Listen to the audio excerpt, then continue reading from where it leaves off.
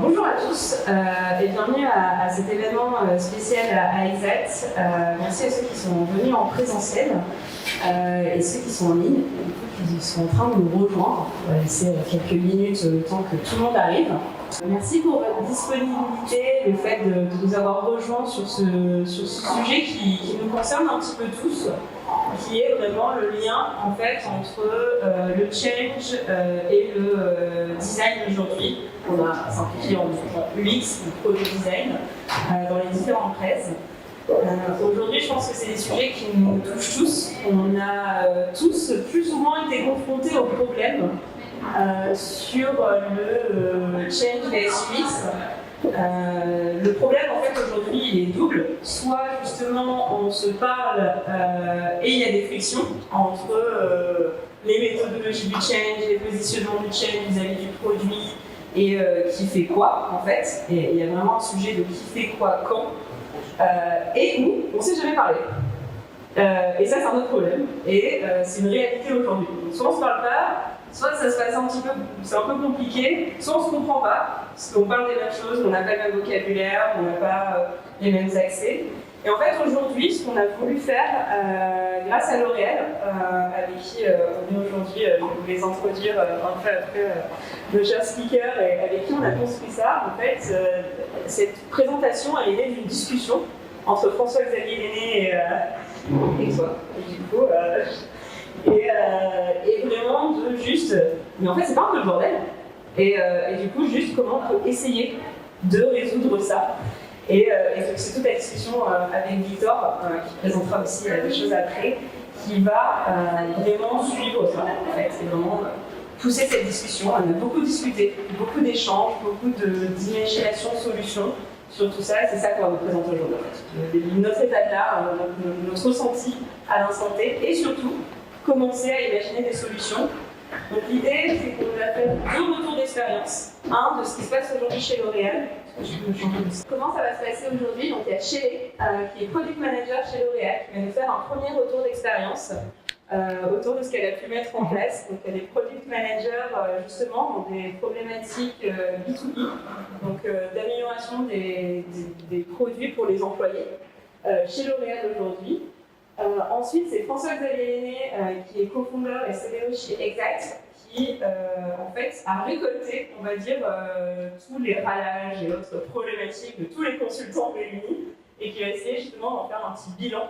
Donc pour info, Exact, c'est une boîte consulting, il y a plein de consultants en change, en projet, en produit et en design. Il y a plein d'enjeux différents qui s'expriment au quotidien. Et ensuite, il y a moi, donc Head of Design chez Exact, donc qui est contraint, qui bosse sur des problématiques design, et du coup, des fois, on n'est même pas au courant qu'il y a du change ou quelque chose en change. Au contraire, on bosse avec eux.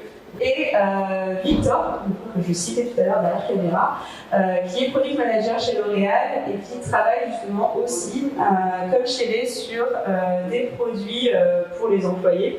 Et qui est contraint en fait aux problématiques de change, vs design, vs produit, vraiment au quotidien, et avec qui on essaiera un petit peu d'ouvrir sur plein de solutions qu'on a imaginées pour résoudre ces problématiques-là en fin de présentation.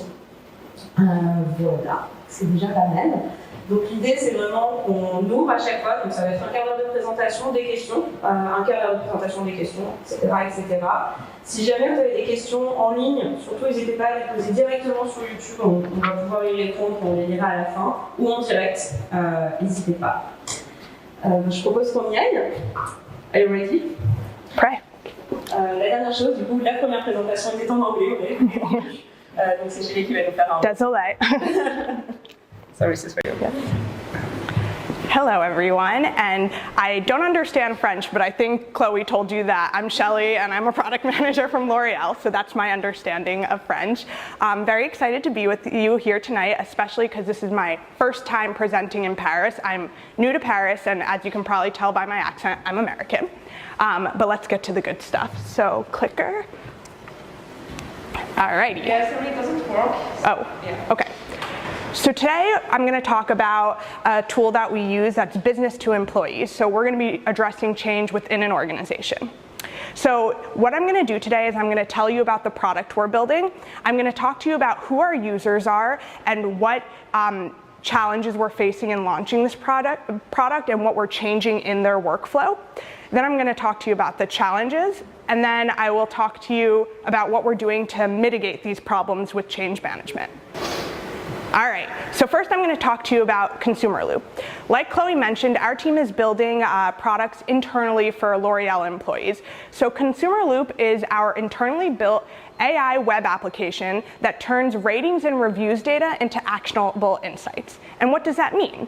So we're taking reviews across many different distributors, many different categories in the beauty world. We're grabbing all those reviews, and then we're putting data science on top of it. So we're building algorithms that are going to allow our teams to make more impactful decisions on our products using this data.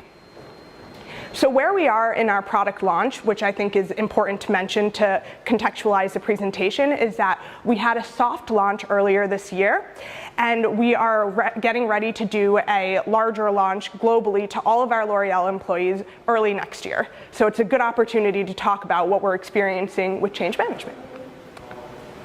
All right, next slide.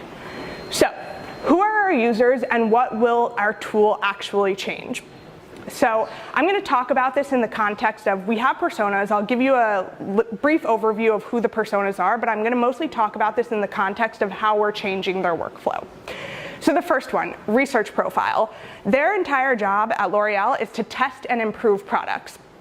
So they need to look at the consumer data once a product is launched, understand how consumers are talking about their product, and what can they improve moving forward, and they send that data to the labs. Now, it's important to note for this group of people, they already have a tool that does ratings and reviews. So they have a tool they're currently using. The idea of Consumer Loop is that we're going to actually replace that tool. So keep that in mind, we're disrupting their current workflow. The next two set of users are in a little bit of a different boat, but we have the consumer voice and the digital enhancer. The consumer voice's entire job is to understand the perception of our products on the market. So again, consumer data, super important to them. What they're doing right now is they're looking at reviews manually. This is going to become even more important as, as the world has become more digital, especially post-pandemic. We're selling a lot more products online, a lot more people are leaving reviews. So then we have the other team doing this, is the digital enhancer, and their job is to make sure that our products are optimized on digital formats. So two different persona groups, both need consumer data. This is going to be a net new tool for them. So it's going to be a net new workflow. They're doing it manually now we're giving them a tool to do it. Now, the third layer of this, which becomes very important for all three of these types of users, is that artificial intelligence is a new concept for them. This is something that we're going to talk about that poses quite a challenge. All right, so what challenges are we facing in launching?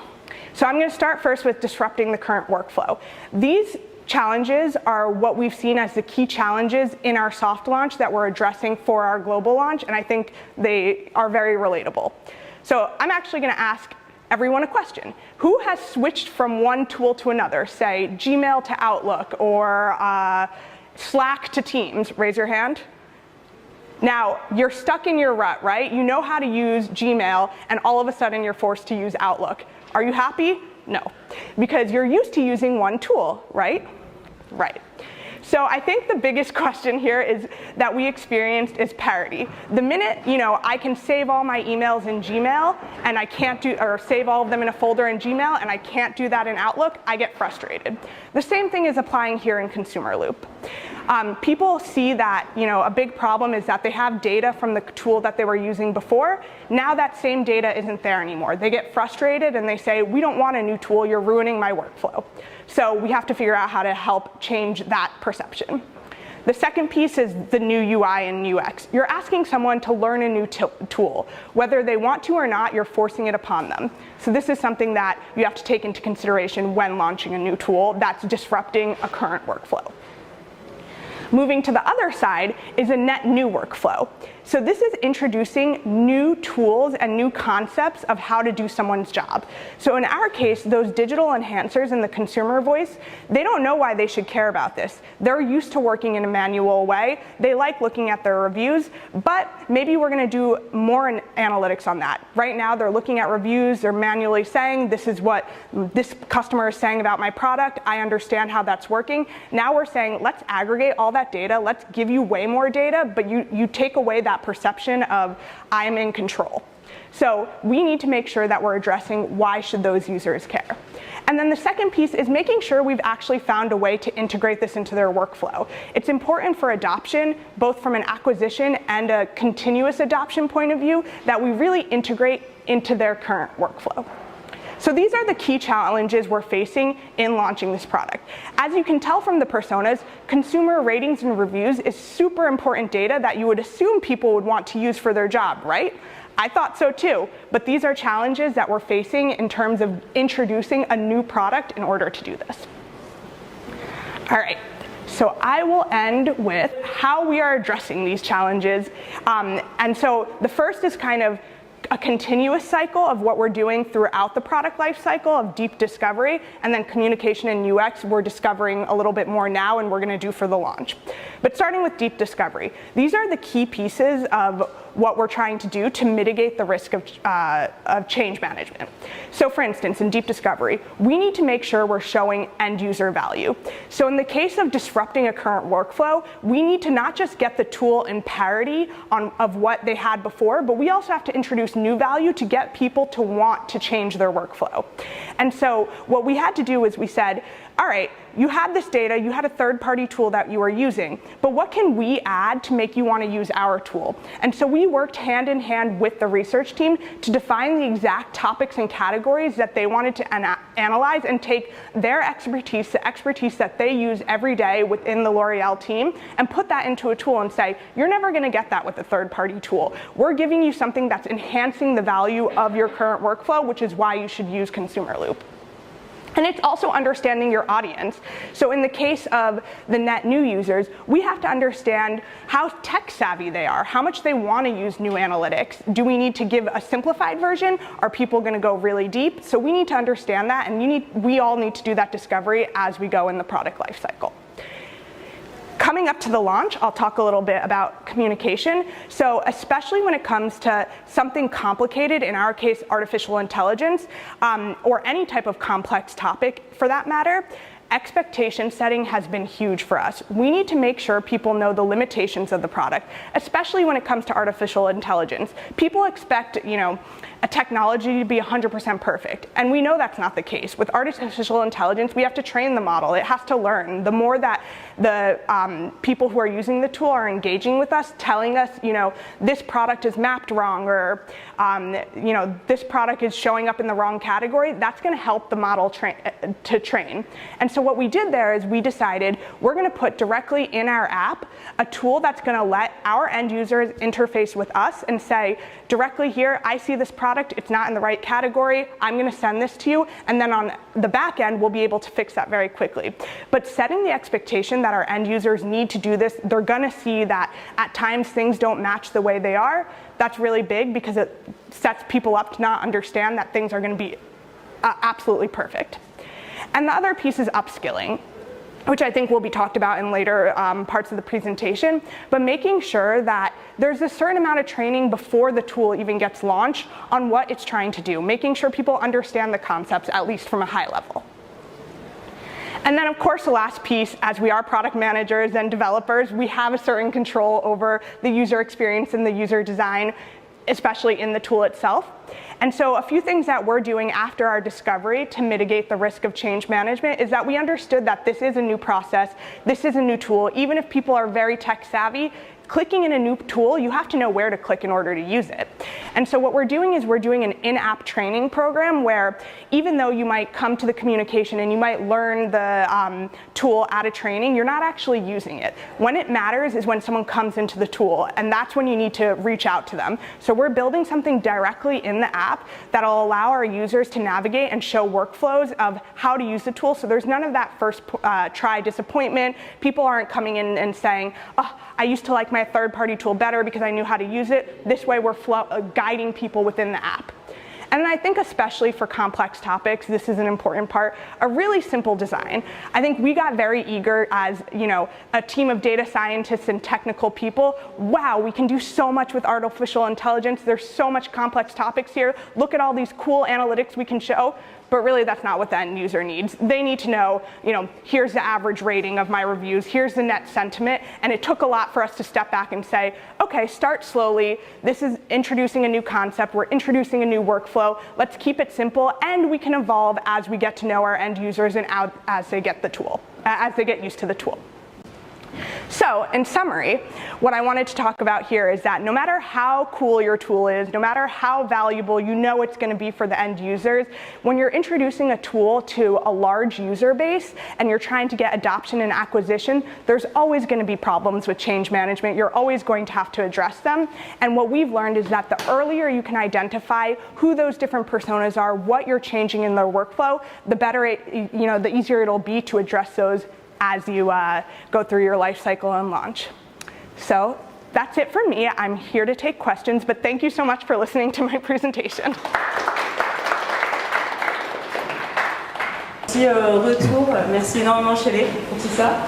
Donc là en fait on va vraiment parler toujours là pour le coup plutôt que le B2B directement, c'est le B2B2C qui est une autre contrainte et une autre problématique.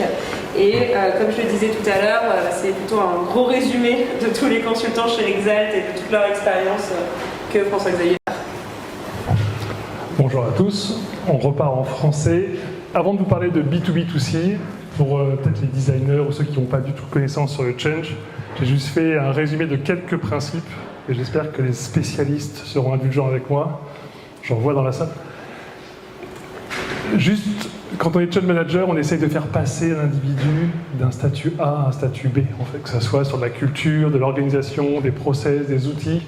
Et pour résumer ce qu'on essaye de faire, c'est résumer un petit peu dans ADKAR, c'est-à-dire on essaye déjà en fait, qu'il soit aware de la situation, en fait, sur pourquoi en fait, il faut changer. Après, il faut déclencher en fait, du désir chez lui pour qu'il change. Et c'est là où tous les fumeurs de la salle s'arrêtent normalement, en fait, sur le... Pour résumer, j'ai repris également en fait, une vision très très projet en fait, de la conduite du changement, mais je trouve que c'est bien pour voir un peu les étapes. C'est celle un peu proposée dans le livre de David Autissier. On commence par une phase de diagnostic, souvent, qui va permettre de comprendre en fait, quels utilisateurs sont impactés, quels changements, quels sont les impacts en termes orga, RH, et aussi sur les outils. Une analyse psychosociale sur la cartographie des populations, les résistances qu'on anticipe. Il y a même ce qu'on appelle des marqueries sociologiques. Et puis derrière, en fait, les impacts avec des analyses quantitatives, qualitatives. Et tout ça, ça contribue déjà à avoir une certaine connaissance utilisateur, en fait. Et derrière, on va déployer des leviers du type communication, formation, accompagnement. Et pendant tout le processus, on va essayer de suivre justement l'avancement du changement à travers encore des enquêtes du type de baromètre ICAP, où on peut reprendre ADKAR pour faire des enquêtes. Et là, on retrouve également de la connaissance utilisateur. Donc quand on était vraiment en mode projet, limite, si je veux vraiment me fâcher avec Chloé, on pourrait dire que le change manager, c'était celui qui rapportait la connaissance utilisateur au projet. En fait. Alors qu'aujourd'hui, voilà, je ne vais pas me fâcher avec tous les designers qui sont dans la salle, alors qu'aujourd'hui, on va dire que c'est quand même une spécialité qui est plutôt incarnée par les designers. Et là, on commence à toucher un petit peu au sujet. En fait, quand on fait du product management, on fait tous du changement, en fait. On ne fait pas de l'IT quand on fait du product management. Et c'est un peu résumé dans ces deux phrases. Cathy vous dirait il faut apporter de nouvelles capacités à vos utilisateurs et pas améliorer votre produit. Donc c'est ce qui est résumé. On n'est pas là pour construire des meilleurs appareils photo, mais faire de meilleurs photographes.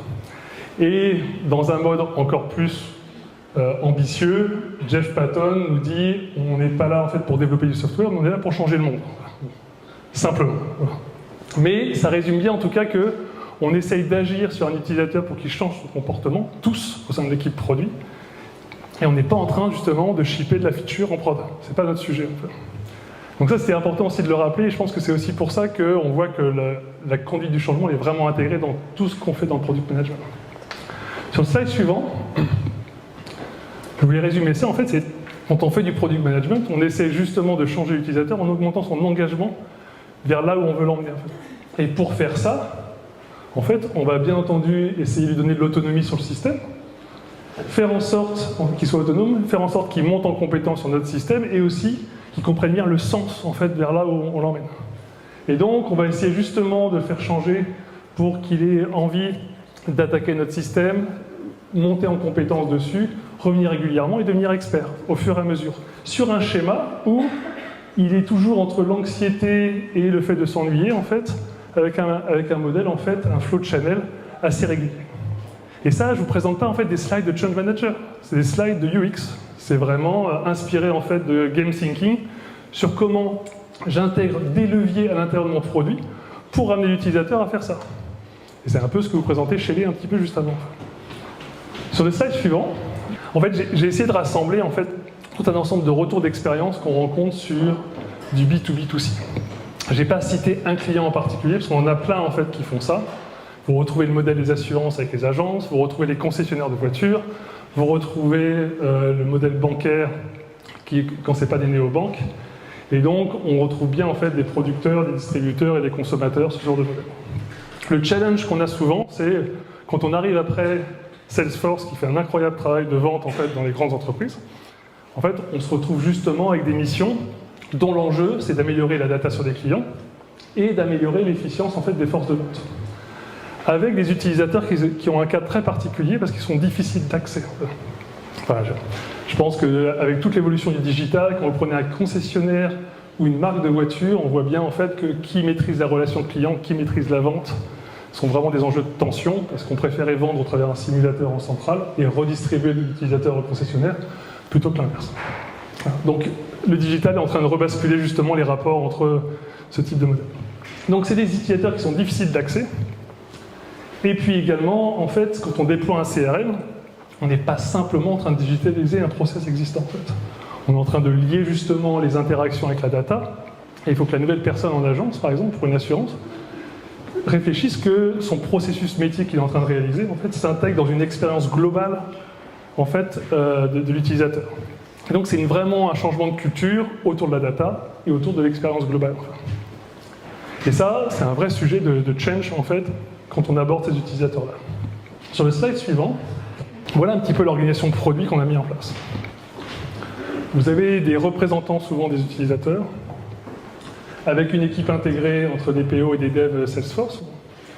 On a aussi de la complexité technique avec des architectures orientées événements pour transporter de la donnée, d'autres équipes PO qui vont avoir des composants en commun. Je passe les détails en fait, de la complexité, mais c'est complexe comme architecture. Et ce que je voulais vous montrer ici, c'est que dans certains cas, en fait, on se retrouve avec du change qui viennent du conseil interne, dans une autre équipe produit, qui sont intégrés, et les UX qui sont des ressources assez rares dans les organisations, qui sont souvent rassemblées dans des centres d'expertise, en safe, on dirait que c'est des SME en fait, et qui sont intégrés, enfin, où il y a des représentants qui arrivent dans les équipes. Et là, vous vous retrouvez avec 3 personnes en fait, qui sont face au même utilisateur, avec en plus une temporalité différente, c'est-à-dire que le change l'a rencontré en premier, et a déjà récupéré de la connaissance utilisateur pour travailler. Souvent après, c'est le PO. Et ensuite, l'UX arrive, et après, ils doivent se partager de la donnée et travailler justement sur cette interface-là. Et c'est là où, justement, il y a des frustrations, parce qu'on est dans des cultures, souvent, très différentes. Les gens qui arrivent du conseil interne d'un grand groupe, ils doivent faire de la conduite du changement sur de la culture, sur de l'orga, sur des process. Parfois, ils respectent vraiment ce que dit David Autissier, et ils ne comprennent pas forcément ce que fait l'UX, et l'interface n'est pas si simple. Sur le slide suivant, justement, j'ai essayé de schématiser quelque chose qui leur permet en fait de parler entre eux. C'est-à-dire, qu'est-ce qu'ils font et où sont leurs domaines de compétences. Et sur ce schéma-là, surtout quand on est sur un composant sur étagère, comme Salesforce, qui est un cas particulier, quand vous prenez un composant sur étagère, vous avez tendance pas forcément à faire comme je l'ai précisé, essayer de le customiser à fond. Parce que vous avez des montées de version Salesforce, vous n'avez pas envie de reprendre le tout. Vous pouvez tenter de vous dire, mais moi je l'ai fait chez Exal sur le RP, donc on peut être tenté de se dire, je vais prendre les fonctionnalités de base et je vais expliquer aux utilisateurs comment ils peuvent rentrer dedans. Donc sur ce schéma-là, vous retrouvez deux axes. Un axe sur est-ce que les utilisateurs sont captifs ou pas. À droite, les utilisateurs non captifs, vous êtes vraiment dans ce qu'on appelle le B2C. Vous ne connaissez pas tous les utilisateurs, vous avez des stratégies justement d'analyse des logs pour comprendre leur usage. Et souvent, vous allez plutôt essayer d'avoir des leviers très intégrés. Et là, on est dans le paradis du design. Vraiment, c'est leur méthode en fait qui prime les tests AB, les tests utilisateurs, toutes ces stratégies-là. Mais quand vous arrivez sur des utilisateurs captifs, je ne suis pas en train de dire que les employés d'une boîte sont captifs, juste par rapport à non captifs. Souvent, vous avez tendance à utiliser des leviers non intégrés, la com, la formation, l'accompagnement, et donc on est plutôt dans le paradis du change management. Et là, ce dont je vous parle, c'est on est bien sur des utilisateurs plutôt captifs, même si c'est des concessions des agences, mais forcément, comme le disait Shelley, par symétrie des attentions, pour qu'ils puissent développer un business et une culture vraiment orientée autour de la data et de l'expérience, il faut réussir quand même à essayer de remonter ici. En tout cas, les designers sur le produit vont essayer de se retrouver dans cette zone, alors que les change managers, en fait, eux, ils se sentent très très bien ici. Et c'est un petit peu ça, en fait, la tension que je trouve qu'on a sur ces projets. Et l'idée de ce schéma-là, c'était justement que les gens puissent échanger autour de ça et définir où est-ce qu'on a envie de se situer, où est-ce qu'on est aujourd'hui, où est-ce qu'on a envie d'aller demain, potentiellement, et trouver les bons leviers pour collaborer. Mais en tout cas, moi, une des problématiques, c'est que je pense que chacun a envie d'appliquer ses leviers dans cette partie-là, et ces enjeux-là ne sont pas explicites. Pas assez explicites sur les produits. Et donc, je me retrouve avec des gens, en fait, qui s'arrachent les cheveux dans la plupart des cas. J'ai des utilisateurs qui connaissent leurs besoins, mais ils n'ont pas été assez acculturés sur les enjeux futurs. Donc, ils ont une confiance plutôt moyenne. Ils savent en plus, en fait, que c'est compliqué à développer, donc ils chargent. Ils n'ont pas forcément une culture du test and learn parce qu'ils chargent à fond les versions. Parce qu'ils ne savent pas forcément s'ils auront encore les équipes demain. Enfin, voilà. Donc, on a ce genre d'enjeu. Vu que le change n'est pas totalement intégré, en fait, dans l'équipe produit, l'acculturation qu'il a fait sur les enjeux n'est pas forcément aussi appuyée que s'il était intégré. En fait. Et donc, quand les utilisateurs, en fait, arrivent face au PO et expriment un besoin, ils expriment un besoin tout à fait naturel qui est comment je fais aujourd'hui et comment je pourrais intégrer ce que je fais aujourd'hui dans Salesforce. Et donc le PO, la plupart du temps, il me dit « j'en ai marre d'avoir des utilisateurs qui me demandent de redévelopper Outlook dans Salesforce ». Parce que forcément, le travail d'acculturation, de où est-ce qu'on va en termes de cible, qu'est-ce que ça va changer en termes de métier, n'a pas suffisamment été fait parce que le change n'est pas suffisamment formé sur ces enjeux-là. Un autre sujet aussi que le PO rencontre, c'est que l'UX, quand même, dans la plupart des entreprises, est devenu certainement, après le Scrum Master, le PO, la ressource un peu star, on va dire. Et donc, je ne sais pas pourquoi, mais maintenant, dès qu'il faut... Ouais, je sais, je vais faire un truc. Dès qu'on fait quelque chose, limite, on demande à l'UX la validation. Et donc le PO, souvent, il me revient, j'en ai marre qu'on pose toujours la question, est-ce que tu as fait valider par l'UX à chaque fois qu'il faut faire quelque chose? Il y a Chloé qui passe derrière, en fait. Il y a Chloé, vous passez derrière, moi, vous pourrez critiquer. On aimerait. Et donc le PO se retrouve cantonné au delivery, avec peu de levier en fait sur la stratégie produit. Le change, dès que l'UX arrive, il a l'impression également qu'il est cantonné au déploiement, et non plus sur les enjeux stratégiques. Il se retrouve un petit peu en bout de chaîne avec tous les problèmes qu'on peut avoir sur les évolutions des specs, les plateformes de formation, ce type de choses. Et j'ai un UX aussi qui n'est pas forcément content, parce qu'il se retrouve potentiellement avec des accès à des utilisateurs limités, parce qu'ils ont déjà été sollicités sur de la donnée, sauf qu'il n'a pas forcément, vu que les méthodes sont différentes entre le change et l'UX, il n'a pas forcément toutes les données dont il a besoin pour travailler. Et souvent, en plus, ce n'est pas les mêmes méthodes d'enquête. Et on peut se retrouver avec des enquêtes de change qui fonctionnent bien pour le change, mais qui ne sont pas suffisamment représentatives statistiquement pour l'UX. Donc il faut ressolliciter. Les codes, c'est un composant sur étagère, en fait, je pense. C'est pas l'idéal pour un UX parce qu'il y a forcément en fait un trade-off en permanence, c'est-à-dire je prends la fonction de base plutôt que j'intègre une expérience vraiment léchée. Et donc il se retrouve souvent avec une phrase où il a l'impression vraiment qu'il est un peu bypassé, c'est c'est pas grave, on fera de la formation. Et donc ils se sont également frustrés un peu. Mais maintenant les bonnes nouvelles, non. En fait, et je pense que ça va être détaillé par Chloé et Victor derrière, mais l'idée, ce serait quand même d'essayer de réintégrer le change dans le produit. Et donc d'adapter les méthodes également pour pouvoir intégrer dans une sorte de core team. Et cette core team, justement, la proposition, c'est de se dire bien se positionner sur la trade-off matrix, parce que ça va donner la priorité en fait, des leviers qu'on a envie d'implémenter. Deuxième point, justement, ça va aussi de choisir la posture du change manager au sein de la core team, parce qu'on peut soit, en fonction des profils, les positionner vraiment sur ce qu'on va appeler en fait du product marketing manager, c'est-à-dire comment on fait croître l'acquisition à la fin du produit, ou plutôt sur des modèles d'éditeurs, en fait, par exemple de RP, un rôle de Customer Success Manager qui va justement aider les utilisateurs à arriver sur le système. En fait. Mais justement, ces rôles-là, ça va dépendre en fait, de la stratégie qu'on met en place, les leviers qu'on a envie de déployer, est-ce qu'on fait des leviers intégrés ou non intégrés, et après, réussir à se coordonner avec UX pour quand même avoir une approche test and learn, c'est-à-dire est-ce que c'est le bon levier par rapport à la population, et que tout le monde gagne en fait en connaissance sur l'utilisateur ensemble. Voilà, c'est simple. Et je crois que je vais m'arrêter là en fait, parce que sinon je vais me faire tuer par les designers qui sont dans la salle. Merci pour ça, Xavier. Je vous en prie. Donc en effet, il y a Victor et moi, on va commencer plutôt par vous faire en fait un petit bilan de déjà tout ce qu'on s'est dit et des postures et des définitions en fait des postes de chacun. C'est vraiment focus sur UX, VS, change, voilà, clairement. Et ensuite, l'idée pour nous, c'est vraiment qu'on vous parle de solutions, qu'on vous parle d'idées, qu'on vous parle de futur en fait. Où est-ce qu'on va? On l'a déjà vu entre justement l'intégration que Shelley nous a montré, de ce que Fix vient de nous présenter. J'ai une direction vers la collaboration, bien entendu, qui se trace, et on va continuer à la discuter tout à l'heure. Celle suivante, s'il te plaît. Donc déjà, moi, j'aimerais commencer par vous rappeler les définitions et surtout les missions en fait, de chacun, et qu'on voit qu'elles sont pas si éloignées que ça, malgré tout. Si je devais résumer, voilà, le product design aujourd'hui, c'est vraiment représenter l'humain qui va utiliser le produit et l'intégrer au maximum dans la conception. C'est vraiment notre rôle, c'est là-dessus qu'on est présent, qu'on essaye de l'intégrer. Et quand je dis produit, c'est en plus produit au sens très très large. On peut être intégré sur des services, on peut être intégré sur des apps, etc., même des produits physiques. En fait, on va mettre en place les mêmes méthodologies, on va voir juste après, pour faire ça. Notre objectif, c'est vraiment créer une expérience simple et intuitive. Voilà. Et on va mettre en place tout ce qu'on peut pour le faire. C'est vraiment notre philosophie.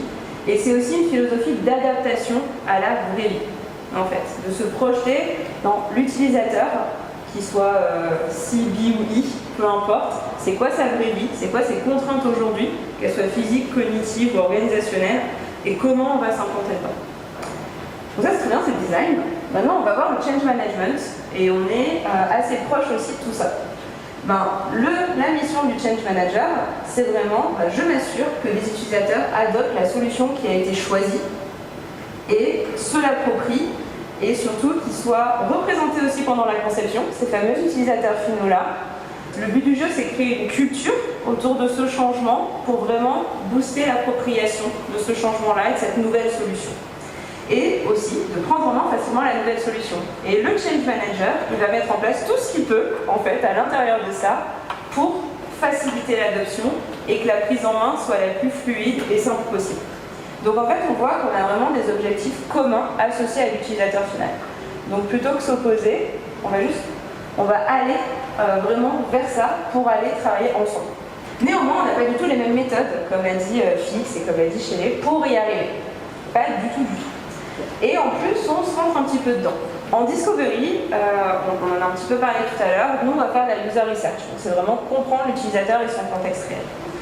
De l'autre côté Change Manager, on va être plutôt sur des études, donc comprendre les besoins utilisateurs, mais aussi les leviers, les problématiques de résistance et d'organisation. Donc là, il y a déjà un petit sujet de on ne regarde pas exactement la même chose. C'est ce que disait Fix tout à l'heure, en mode nous, souvent, au design, parce que ça a été fait avant, on va récolter de la data qui a été prise par les change managers. Mais en fait, nous, on n'a pas ce qu'il faut pour nous avoir des leviers suffisants pour créer un produit derrière. C'est quand même notre objectif final. Pendant la conception, l'UX et l'UI, ils vont concevoir la solution, des parcours, des interfaces, toujours pareil, plus simples, plus adaptées, et qui optimisent eux-mêmes la prise en main. C'est-à-dire que nous, nos leviers de prise en main pour faciliter la prise en main sont directement au sein des parcours clients, au sein des interfaces. Et on va créer un maximum d'éléments et de leviers à l'intérieur même de l'expérience pour faciliter la prise en main. C'est aussi notre rôle. Côté conception, là, côté Change Manager, on est plutôt sur une stratégie de déploiement et aussi d'identification de tous les leviers possibles qu'on va pouvoir mettre en place et de créer cette stratégie-là. On va revenir après sur les problématiques.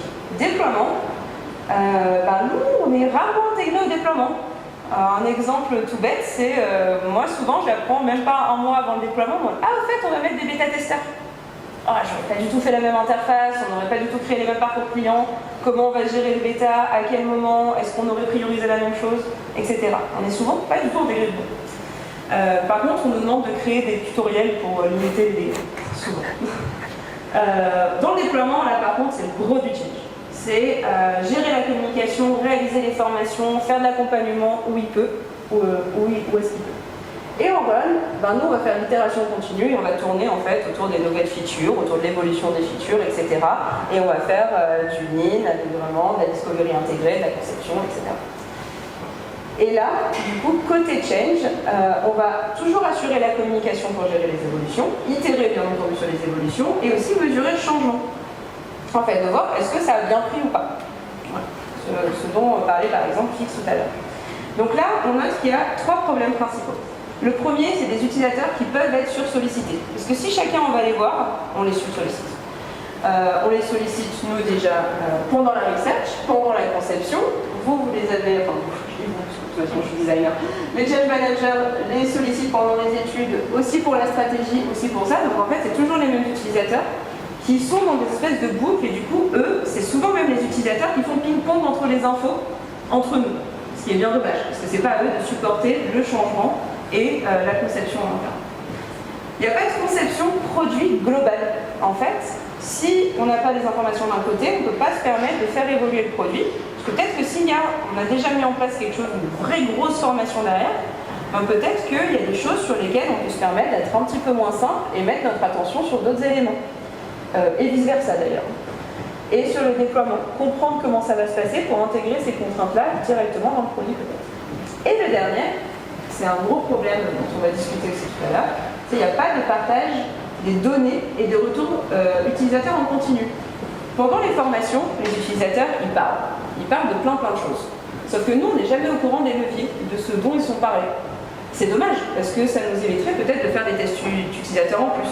Ou au contraire, ça nous donnerait des leviers pour faire les itérations futures, etc. etc.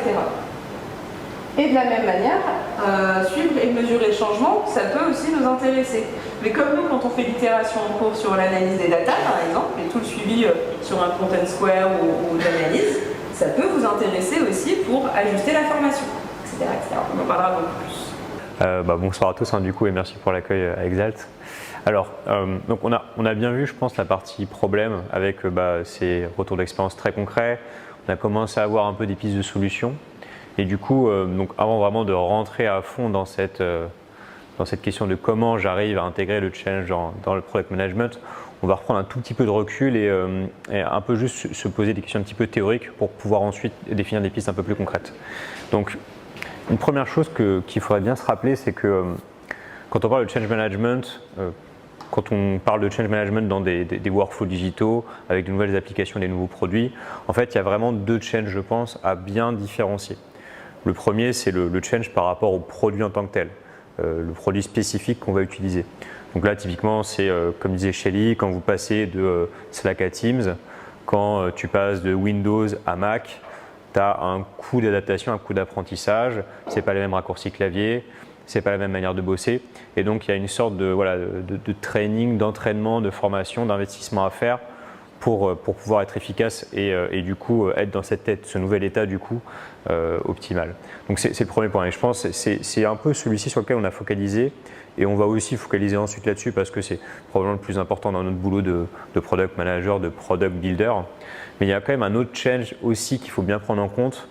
Je pense qu'il y a un change plus profond qui est vraiment le fait que les évolutions technologiques, quelles qu'elles soient, elles font un peu peur et que derrière, quand ça coince, c'est aussi à ce niveau-là. L'exemple des chercheurs chez L'Oréal, il est assez intéressant parce que concrètement, les chercheurs, ce qui les dérange, c'est pas tant que le nouvel outil va leur permettre d'être plus efficace, c'est qu'au fond, il y a une sorte de peur un peu ancestrale qui est de, en gros, l'outil va me remplacer. L'intelligence artificielle, en gros, c'est un truc qui est intelligent à ma place et donc en fait, moi, on va plus avoir besoin de moi. Et donc, c'est quand même pas la même chose parce que là où en fait, sur le change par rapport au produit, tu vas vouloir former les gens, tu vas vouloir les onboarder, communiquer intelligemment. Sur le change par rapport aux évolutions technologiques, c'est un peu plus profond et donc on va devoir mettre en œuvre des leviers un peu différents, plus diffus et qui vont surtout être beaucoup plus transversaux et réguliers dans le temps, là où sur un produit, ça va pouvoir être un peu plus ponctuel et plus spécifique. Donc je pense que c'est important de bien garder ça en tête. On va on va surtout se focaliser sur celui de gauche parce que le change par rapport aux évolutions technologiques, c'est un sujet beaucoup plus profond, beaucoup plus difficile, mais on va quand même essayer un petit peu d'y répondre à la fin de la présentation. Et donc du coup, si on se focalise sur le change dans le monde du produit, je pense que de manière très schématique, on peut vraiment distinguer les deux phases. Alors on l'a déjà un peu dit avant, mais voilà, je le redis, je pense que c'est important de bien matérialiser ça. Il y a une phase très amont, quand le produit n'existe pas, du coup, c'est le Big Bang et juste après. L'idée, c'est justement d'anticiper le change dès ces moments-là. Donc c'est le rôle pour moi de l'UX qui est assez crucial là-dedans, puisqu'en fait, de manière assez précise, l'UX va aider à intégrer ces aspects-là. Donc premièrement, c'est tout ce qui est co-construction, le fait que on va construire des applications qui sont plus efficaces, qui vont mieux convenir à nos utilisateurs, qui vont répondre à leurs vrais problèmes. Et en fait, juste de faire ça va aider à avoir des meilleures applis et donc le change va être un peu plus intégré. Donc en gros, on n'a peut-être pas la capacité de faire des applis aussi design que Amazon, que Instagram, parce que voilà, on peut être dans des contextes B2B2C, des contextes B2B où on a moins de budget, où c'est un peu moins compliqué, et puis comme le disait FX, la ressource design elle est rare, mais ça va quand même faciliter. Et le deuxième aspect aussi, la puissance de la co-construction, c'est que ça nous permet d'engager les utilisateurs. Au-delà même de la qualité du produit, au-delà de sa performance intrinsèque, ça va permettre de dire, voilà, vous faites partie de ce process-là. On n'est pas en train juste de vous donner un produit et tu te démerdes pour l'utiliser. En fait, tu es dans ce process-là, on veut que tu en fasses partie. Et du coup, ces gens avec lesquels on va co-construire, ça va être des super ambassadeurs ensuite pour pouvoir diffuser le produit une fois qu'il est fini, former les autres et ainsi de suite. Donc voilà, le change, grâce à l'UX, très puissant en amont du produit, en phase de discovery, de conception. Et on va aussi devoir continuer à le faire, du coup évidemment en aval, quand le produit est mature. Donc en gros, on a une partie de delivery qui va globalement pour moi être assez proche en termes de change par rapport à la phase de discovery amont, c'est-à-dire qu'on va continuer à intégrer l'utilisateur en continu, on va tester, on va s'assurer que ça convienne bien. Mais on va dire qu'il y a un moment où le produit va être à peu près mature, on commence à un peu moins le faire évoluer au niveau fonctionnel, et là du coup c'est le moment où justement il va falloir continuer à être très vigilant sur les aspects de change, sur les aspects conduits du changement. Parce que du coup, quelque part, on n'a plus la feature qui est une sorte de monnaie d'échange pour stimuler l'adoption auprès des utilisateurs. Là, en gros, on a notre produit, il est globalement fini, et il faut s'assurer que ça fonctionne bien, que ça roule bien. Et donc, c'est là où il y a ce côté un peu SAV, mais qui est une manière très simplifiée de le voir, sur lequel on va devoir investir pour s'assurer que ce produit qui est censé répondre à un besoin, il y répond bien dans le temps. On va essayer de le mesurer efficacement et surtout de mettre des actions correctives en place dès qu'on a des problèmes. Et donc tout ça, globalement, c'est ce que moi je mets derrière le mot growth, le mot croissance, si on le traduit en français, qui correspond du coup à cette phase post-delivery où le produit est mature. Et donc notre objectif, en fait, on va voir dans le change, l'objectif du PMM, l'objectif du CSM, ça va être justement d'optimiser cette growth et on va voir comment par la suite. Alors justement, avant de voir la croissance et comment ça avance, on voulait se poser la question déjà en discovery.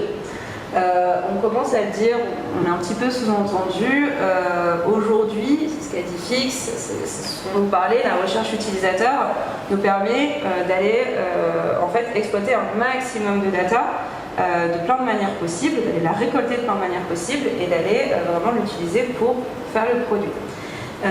Et du coup, les écarts en fait entre ces besoins de recherche et du coup le change, ils sont plutôt éloignés. Donc en fait, nous, ce qu'on préconise, en tout cas vers quoi on a envie d'y aller, c'est déjà de comprendre et d'intégrer les besoins des autres dans tous les métiers. En fait, aujourd'hui, on a déjà une méconnaissance de qui a besoin de quoi pour faire quoi. Et ça joue beaucoup sur la donnée. Moi, par exemple, voilà, je suis en ce moment UX ergonome chez LG, face à une problématique de B2B et de changement et d'évolution d'un outil.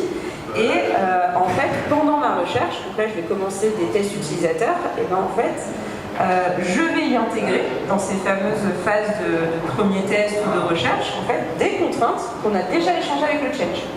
Donc voilà, plutôt qu'on contacte les utilisateurs 3 fois par des personnes différentes pour faire à peu près la même chose, parce que moi quand je suis arrivée, j'ai dit ah bah c'est dommage, il va manquer telle data d'usage, telle data d'usage, telle data d'usage. Non c'est bon, le change l'a déjà fait. Je regarde les datas, en fait j'ai pas les datas. Donc du coup c'est compliqué, mais on me dit non mais on a déjà contacté les utilisateurs, donc on peut pas le refaire sur le même sujet.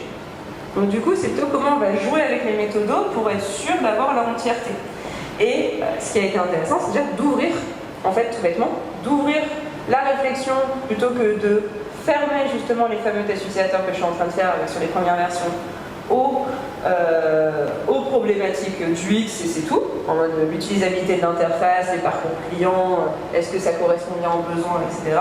Mais en fait non, on va y ajouter dans cette réflexion-là des contraintes de résistance au changement, des contraintes d'organisation pour bien essayer de comprendre l'organisation en plus, et du coup l'impact sur le produit, et voire même à terme, c'est ce qu'on proposait, comme pendant la phase d'étude, c'est important de prendre des premières mesures face au changement pour voir l'évolution, ben peut-être qu'on peut aussi les intégrer dans ces démarches-là. Et c'est ça en fait, c'est vraiment intégrer les besoins des autres et des métiers. Et du coup, ce qu'on propose, c'est vraiment que l'UX en fait prenne un petit peu cette partie-là, parce qu'ils le font déjà et on est obligé de le refaire souvent. Et c'est vraiment là le problème. Donc comment on peut intégrer ça ?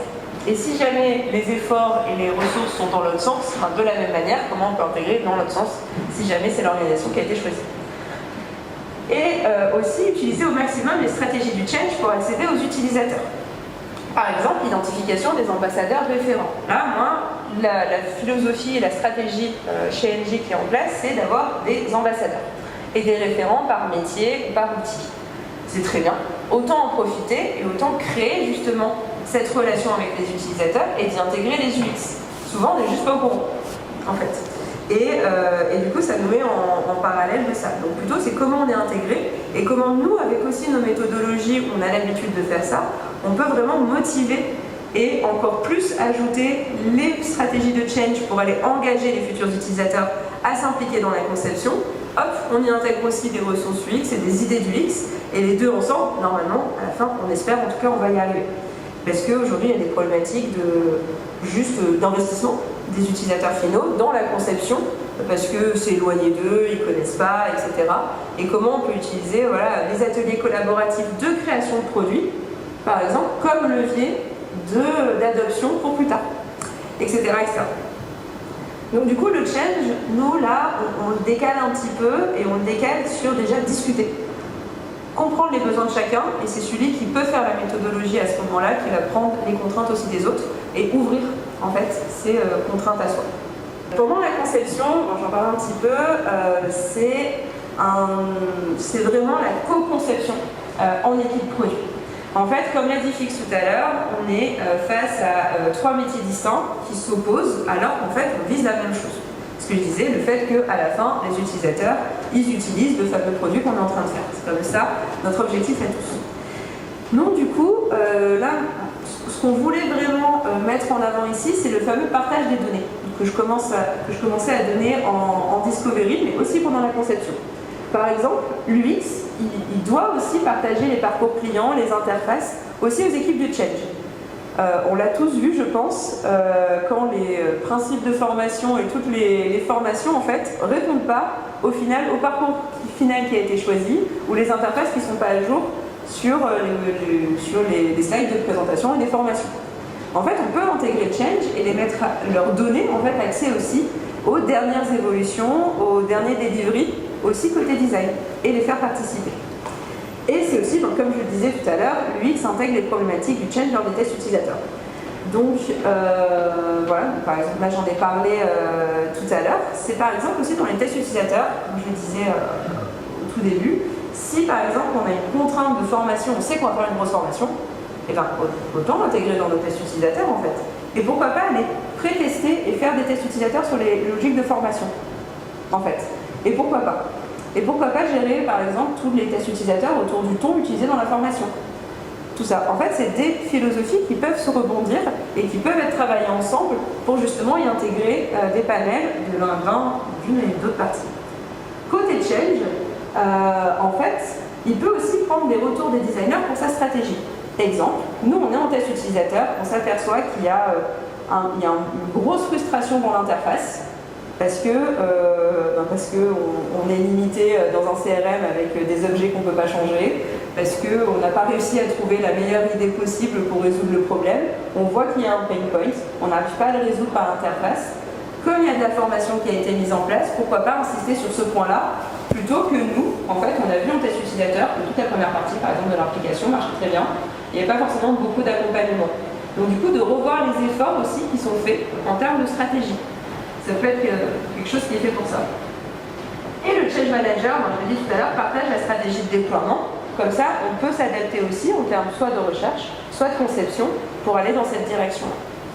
Un exemple tout bête que moi je voulais dire qui va arriver chez NJ, en fait là, nous on a décidé de faire les tests utilisateurs exactement pour ça. Les tests utilisateurs, ils vont nous servir à 3 points principaux. La première, c'est de voir les problématiques d'utilisabilité dans les parcours des interfaces. Très classique test utilisateur.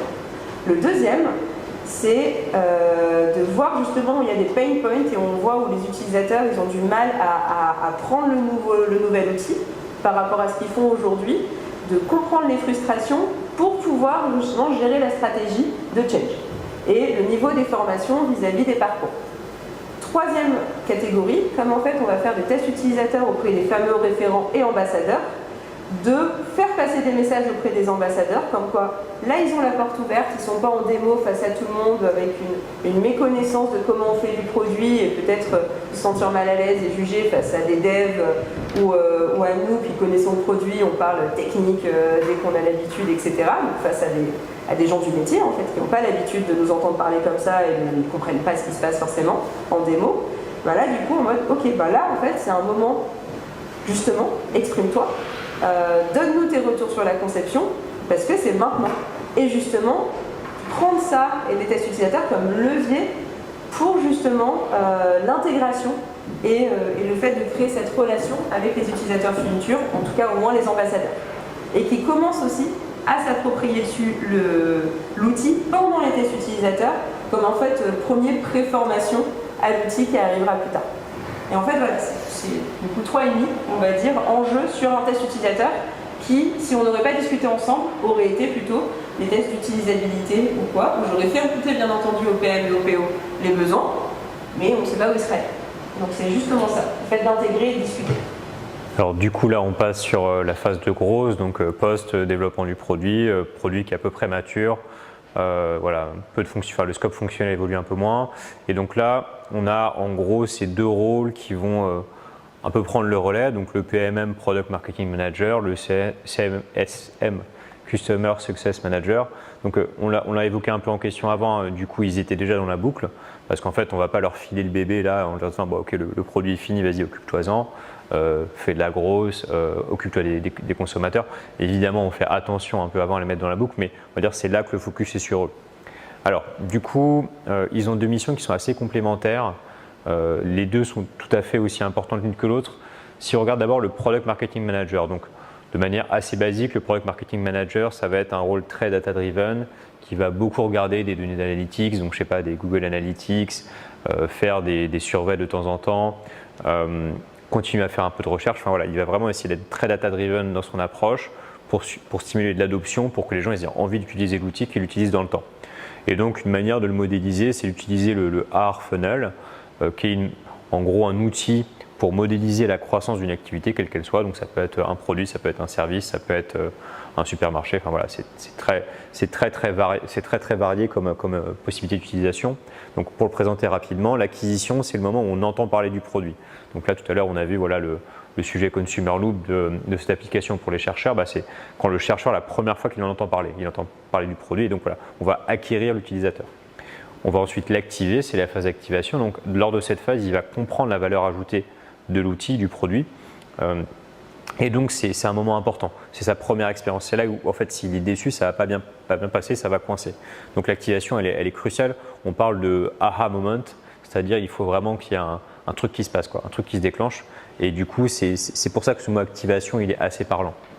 Ensuite, une fois donc qu'il a entendu parler du produit, acquisition, qu'il a compris la valeur ajoutée, activation, on va vouloir qu'il continue à utiliser dans le temps. Ça, c'est la rétention.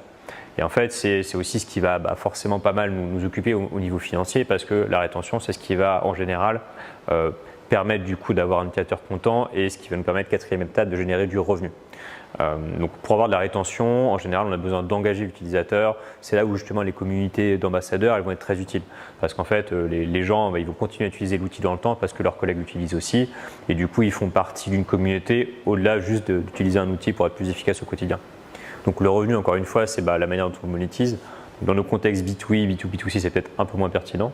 Et la recommandation, c'est du coup, j'utilise l'outil, j'en suis content, donc je vais en parler à mes proches, je vais en parler à mes collègues, et donc je vais faire de la pub en quelque sorte. Donc je deviens un ambassadeur, pas nommé en tant que tel, mais du coup, je suis moi-même quelqu'un qui en fait de la conduite du changement et en parle aux autres personnes pour les convaincre de l'utiliser. Donc en fait, globalement, on peut voir la conduite du changement comme étant quelque chose qui va se focaliser sur chaque étape en fait, et chaque action du conduite du changement, on va pouvoir les associer à une de ces étapes du funnel A. Donc l'acquisition, ça va plutôt être sur la communication, le fait d'avoir un truc assez bien ficelé, pas faire peur aux gens justement, pas leur donner l'impression que ça va être un grand Big Bang. L'activation, ça va beaucoup plus être autour de tout ce qui va être formation. Donc ça va être du coup, voilà, je m'assure que les gens sont bien onboardés, qu'on n'a pas des problèmes tout bêtes de genre le login ne marche pas, et que du coup la première expérience avec le produit elle soit efficace. La rétention du coup, dans ce cas les actions de conduite du changement, ça va plutôt être du coup de bien s'assurer qu'il y ait donc ces communautés et qu'on continue à suivre en fait la satisfaction des utilisateurs. Donc là typiquement les métriques aussi vont être très utiles. Donc à la fois du quanti avec du Google Analytics, donc voilà, je regarde la durée des sessions, je regarde les pages qui sont les plus aimées par les utilisateurs, et puis du coup ça me permet d'ajuster si besoin, et puis on va aussi avoir des trucs un peu plus qualitatifs, comme on va continuer à faire des entretiens, on va continuer à demander aux gens et à faire des focus group, des choses comme ça. Et du coup, revenu moins important, mais recommandations, ça va aussi être tout ce qui va être un peu effet de parrainage, et du coup les ambassadeurs qui vont en parler à d'autres personnes, donc qui vont être eux-mêmes des acteurs de conduite du changement. Donc ça c'est la mission du Product Marketing Manager qui va juste du coup essayer d'optimiser ça, et en fait en l'optimisant il va optimiser cette conduite du changement, et encore une fois c'est crucial parce que ça permet d'optimiser cette adoption, de la rendre plus efficace. Le Customer Success Manager, donc ça va être un peu complémentaire, ça va être assez similaire dans l'objectif, encore une fois c'est un peu le truc de tout à l'heure. Si on doit dire un peu schématiquement les missions du CSM, donc en fait il y en a 3 je dirais, ça va être de faire descendre l'information, faire remonter l'information et gérer la relation avec le client concrètement. Donc ça veut dire j'ai des évolutions, j'ai des nouvelles features qui tombent ou j'ai un bug sur l'application et donc on va le résoudre, et du coup il va falloir faire descendre cette information.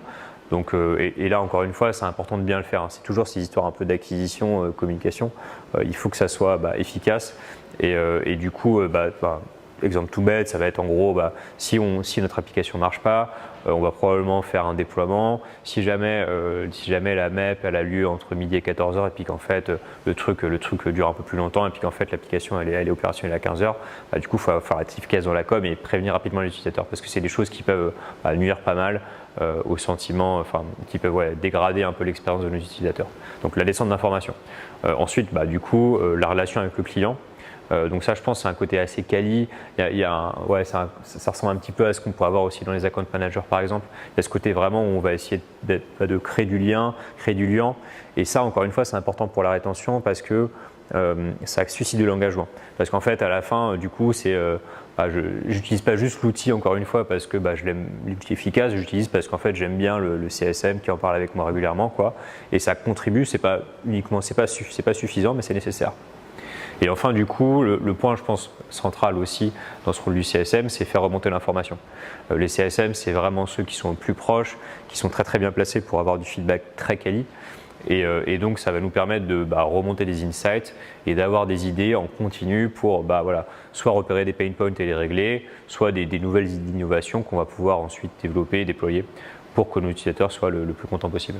Du coup, on voulait conclure avec juste un switch. En fait, je pense que vous l'avez vu venir. Déjà, il y a un premier switch côté UX à faire qui est vraiment de passer de product designer à aller, alors c'est un super abus de langage, vers le CX design, c'est-à-dire d'avoir une approche beaucoup plus intégrée à l'ensemble en fait, des équipes. Le CX aujourd'hui, c'est quelqu'un qui va aller travailler avec les réseaux sociaux, avec par exemple, si c'est un site de contenu, avec les journalistes qui écrivent, etc. Donc avec vraiment tous les métiers pour avoir en vue l'entièreté de l'expérience de l'utilisateur à partir du moment où il rentre en contact avec une marque ou avec un produit ou avec une expérience. Donc normalement, ça commence dès que j'entends parler d'eux, en fait. Et d'aller vraiment travailler avec des équipes pour mettre en place des méthodologies centrées utilisateurs, donc remettre vraiment au centre des réflexions de l'utilisateur avec les méthodes, et aussi d'avoir cette vue d'ensemble sur l'expérience et la création de l'expérience. Et du coup, aussi les logiques de déploiement, aussi les problématiques de change, histoire qu'on parle tous ensemble en fait, et qu'on s'intègre tous dans cette fameuse recherche de l'expérience ultime pour l'utilisateur final, en gros. Il y a un travail ensemble et il y a aussi un changement du change manager, exactement tout ce que tu viens d'expliquer Victor, je ne vais pas revenir dessus, mais entre une espèce d'évolution de change vers une spécialisation en fait, entre guillemets, entre project marketing manager et customer success manager, qui est en fait un change qui est vraiment intégré aux équipes. C'est ce qu'on dit depuis tout à l'heure, c'est vraiment l'intégration qui va jouer. Et aussi peut-être un peu spécialisé en fonction des objectifs concrets et ou aussi des particularités des profils de chacun, peut-être. Et des besoins du produit en question. Et du coup, de un peu respécialiser ça plutôt que ce que disait Fix, vraiment de juste représenter par exemple dans les logiques de changement d'agilité, de juste représenter le groupe et les changements et avoir juste un KPI de faut que ça marche quoi. Vraiment d'intégrer et de faire partie prenante en fait d'une équipe produit intégrée. C'est vraiment notre philosophie dans toutes nos discussions, on arrivait à ça. C'est en fait tant qu'on ne se parle pas tous ensemble, tant qu'on ne comprend pas les contraintes des autres, tant qu'on n'est pas dans cet échange-là, on restera en fait figé sur nos positions et on n'évoluera pas ensemble. Et l'idée, c'est d'évoluer vraiment de manière intelligente, tous ensemble. Qui c'est qui va aller utiliser l'utilisateur pour pas le solliciter trop, mais le solliciter quand même, pour juste le nécessaire quand il faut, pour pouvoir créer quelque chose vraiment pour lui. C'est un petit peu ça, nos changements, et en tout cas cette nouvelle définition des rôles vers laquelle nous on pense qu'il faut aller pour que ça marche encore plus mieux, si je pourrais résoudre par ça. Voilà, et du coup, pour terminer, pour refermer un peu, parce qu'on avait vu qu'il y avait cet aspect change spécifique au produit et puis le change un peu plus large, technologique. Du coup, pour terminer un peu, je pense qu'il y a en gros un double message d'espoir en fait sur ce changement-là. Le premier, c'est que la technologie qui en elle-même est porteuse de problèmes, en fait, elle apporte aussi des solutions.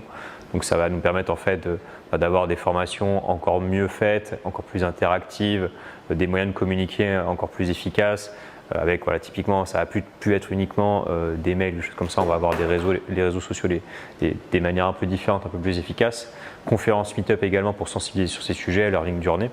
Donc en gros, des nouveaux leviers qu'il va falloir exploiter et qui vont permettre justement de permettre un peu mieux de faire passer ces changements technologiques, d'accompagner le changement là-dessus.